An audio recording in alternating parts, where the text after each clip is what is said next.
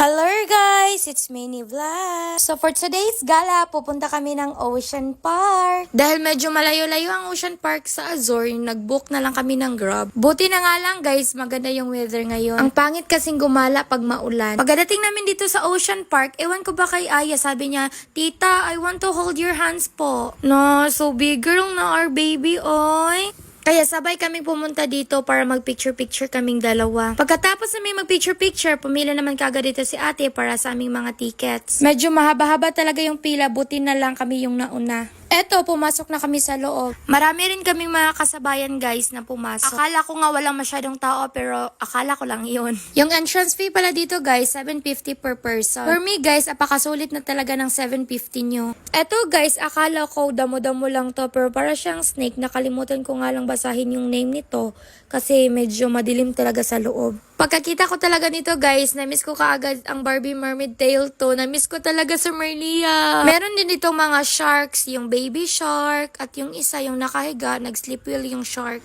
Akala ko talaga patay na to pero sabi nga nung kasabayan ko nag-sleep wheel daw yung shark. Pinahawak rin pala kami ng ahas guys pero wala akong video kasi bawal yung video doon. Dito talaga ako nagkukyutan guys sa mga penguins. Ang liliit, ang cute-cute. At 4:30 naman, nag-start na rin yung Sea Lion Show. Gusto sana naming umupo doon sa unahan banda kaso nahuli na kami kasi nag-lunch pa. Buti na lang may space pa doon sa gitna banda. Kaya doon na lang kami umupo. Nakikitan din ako sa Sea Lion na to dahil apaka-active. Well, yung isa naman shy type girl. Di ko nga lang mahanap yung video pero yung isa apaka-shy type talaga niya as in. Ang dami rin palang nanood guys, naghihiyawan talaga yung mga tao. Kasi apakasulit ba naman ang 750 mo pag ito yung nakita mo? First time ko pala dito guys, pati na rin si Kuya Jumari. Bale, parang si Ate Shangla lang yung tour guide na. First time kong makakita ng mga ganitong hayop guys. First time ko rin humawak ng ahas. Pero meron ako mga kakilalang mga ahas. Charot! Charot! Charot! Charot! Emela. Eto lang. Thank you!